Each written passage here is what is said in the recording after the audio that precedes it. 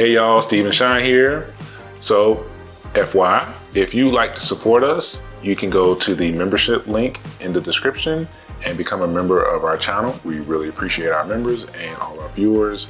And whenever we do a live stream or even in the chat of the comment section of a video, you can give us a super chat or a super thanks.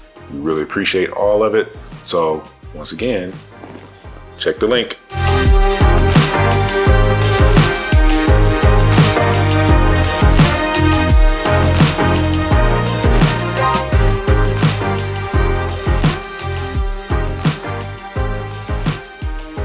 Hey. Hello. Welcome back. Today we want to talk about the weather issues here in Ecuador and some of the problems that it's causing and how we deal with it.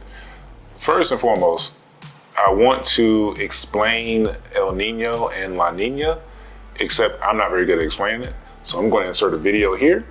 El Nino is a climate pattern that takes place in the South Pacific. It takes place roughly every 2 to 7 years. If the average sea temperature is 0.5 degrees Celsius warmer for at least 5 consecutive 3-month periods, an El Nino is present. Let's try to understand what causes an El Nino. During normal conditions, trade winds blow east to west and push warmer water on the surface west, and then this water piles up on the western Pacific. At the same time, on the eastern side around South and Central America, as the warm water is pushed west, it is replaced with cold water in a process called upwelling. However, some years the trade winds are weaker, like in 1998.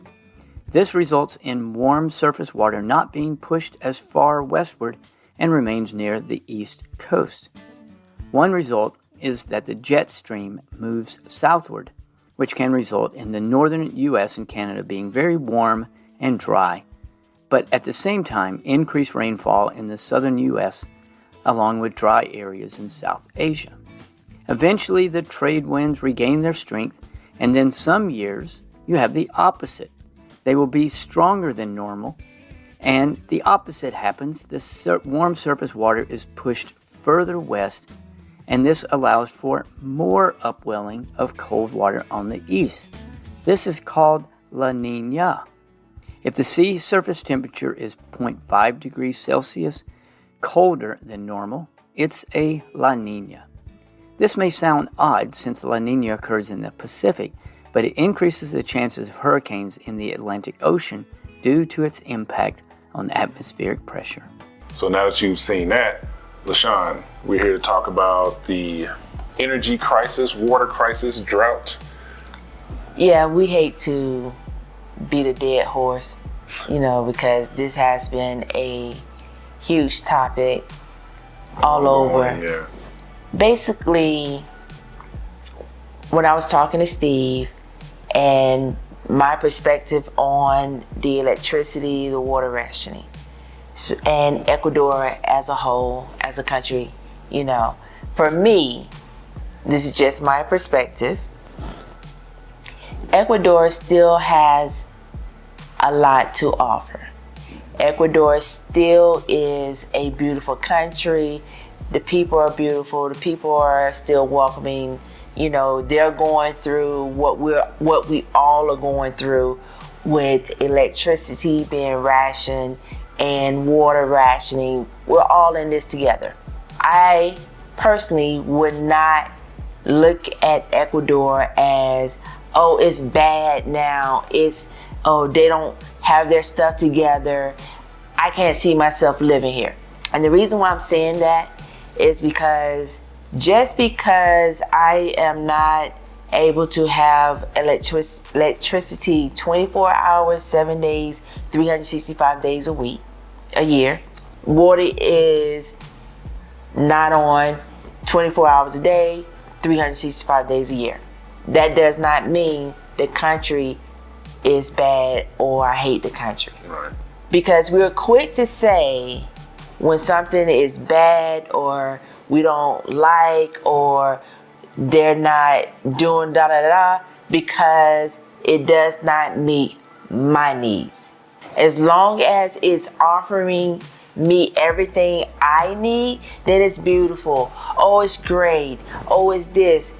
It still is. You're going to run into maybe some obstacles, and they may last a little longer than another place. It may be 30 minutes. It may be 4 hours. It'll be 30 days.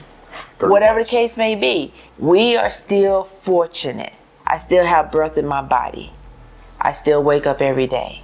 I'm still grateful to be able to be here and stay here. We can adapt.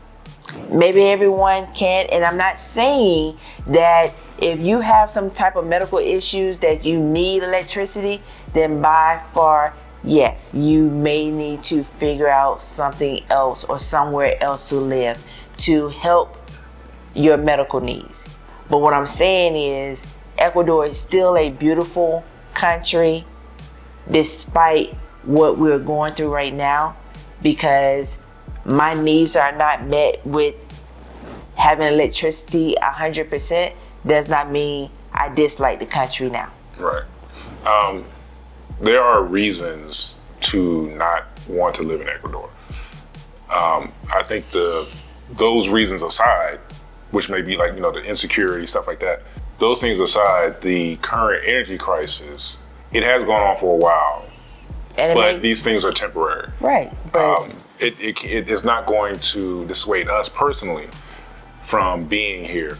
right. It is absolutely an issue. And quick side note, the places on the equator can really take advantage of, sunlight, because even though it's only, 12 hours generally, it's really powerful UV light, and solar energy just makes a lot of sense here. I don't know why it hasn't been implemented earlier. We can't explain. No, we don't know. Yeah, I can't explain it would be great. It would be great. So what I'm saying is that the country has an opportunity to move forward with alternate sources of electricity, and the country has oil. They can use natural gas. I mean, there's different things. So many options that they can go about. So it's basically what I'm saying is it can only go up from here. Hopefully.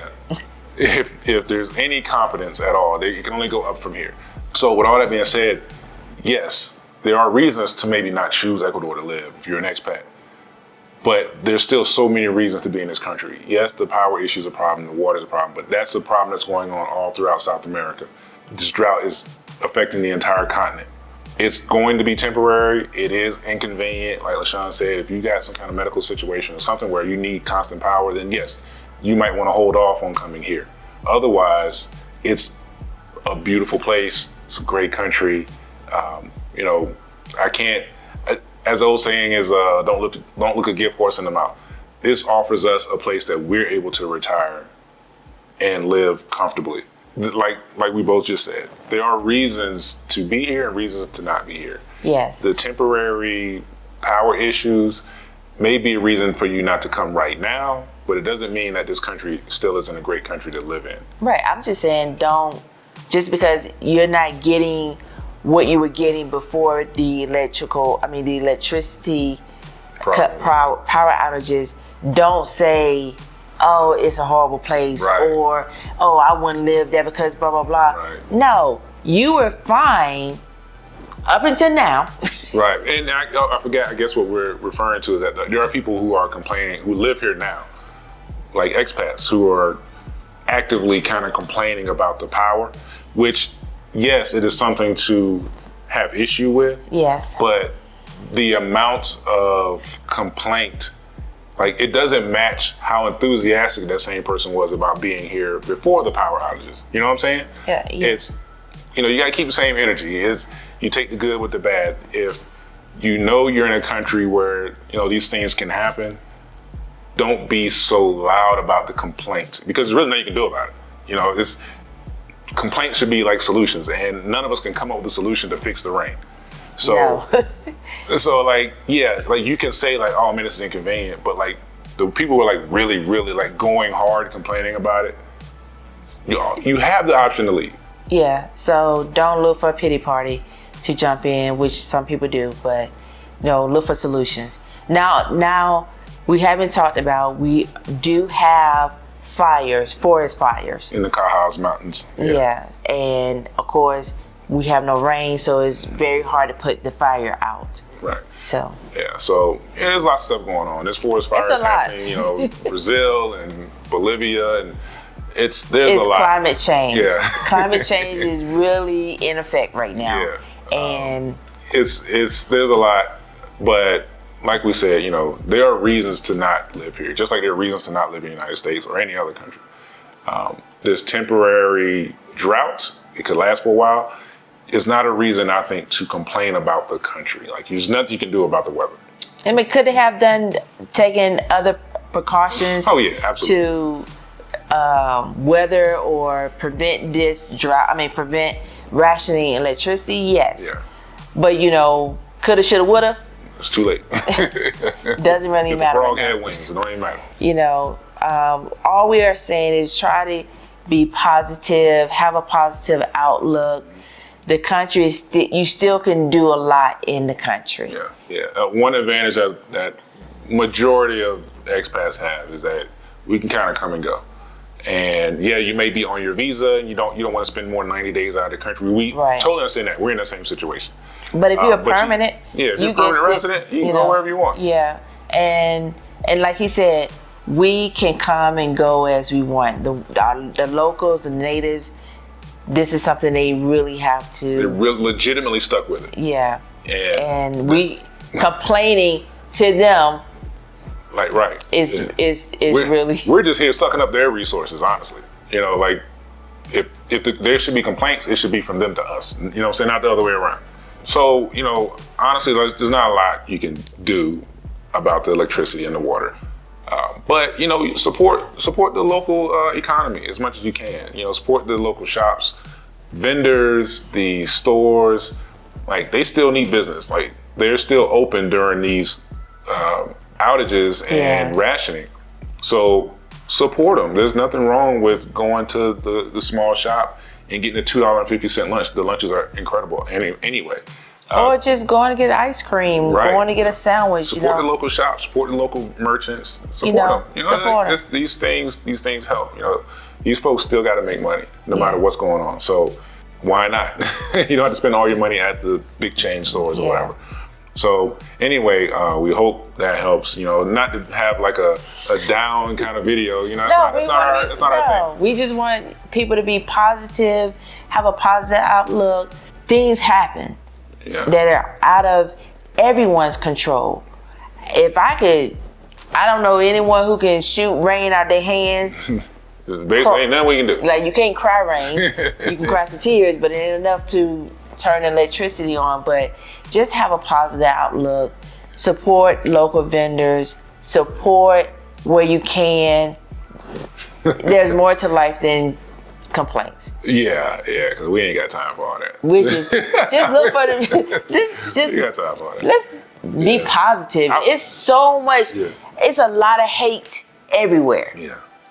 But you can overcome hate with love and positivity. Yep. And let me just say, before we go, I'm so appreciative of our viewers and commenters because it is overwhelmingly positive. I rarely ever have to answer a negative comment, like really rarely. So thank you so much. Maybe we see eye to eye, I don't know. But thank you so much, just being positive. You know, I really appreciate it. It makes answering comments so easy. Yeah, because complaining is not going to change anything. Right, and I'm always going to have a positive attitude anyway, so it doesn't even matter. He's the positive one. He keeps me positive. I try. So anyway, thank you for watching. If you enjoyed it, hit the like button.